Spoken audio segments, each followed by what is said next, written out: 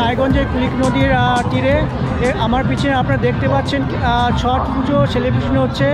ছট পূজা ভারতের বিভিন্ন অঞ্চলে সেলিব্রেশন হয়, তবে মেনলি এই পুজো হয় বিহার, উত্তরপ্রদেশ, ঝাড়খণ্ড আর পশ্চিমবাংলা হয় কিছু কিছু জায়গায়। এছাড়া মুম্বাই আর দিল্লিতেও এই পুজো খুব সেলিব্রেশন হয়।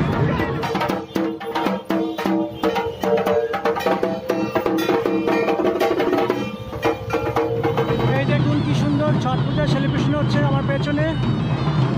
এটা হচ্ছে কুলিক নদী রায়গঞ্জে।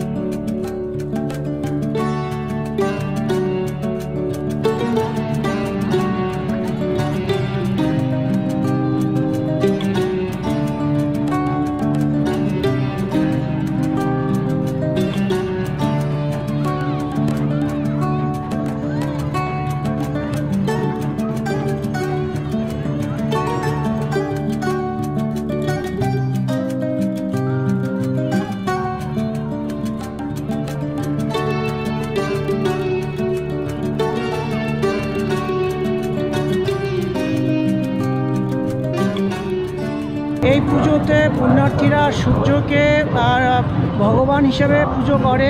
সকালে এবং বিকেলে তারা স্নান করে নদীর পাড়ে এরা সূর্যকে নমস্কার করে। ছট পূজা প্রতি বছর সেলিব্রেশন হয় দিওয়ালির 6 দিন পর। এই পুজো 4 দিন ধরে অনুষ্ঠিত হয়।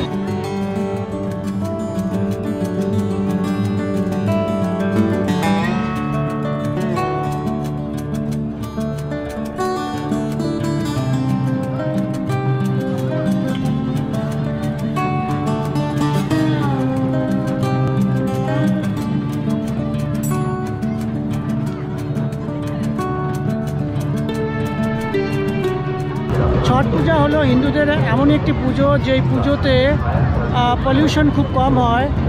এই জন্য একে ইকো ফ্রেন্ডলি ফেস্টিভ্যালও বলা হয়, কারণ এই পুজোতে তেমন বড় রকমের আইডল বা কোনো রকমের স্ট্রাকচার বা ডেকোরেশন করা হয় না।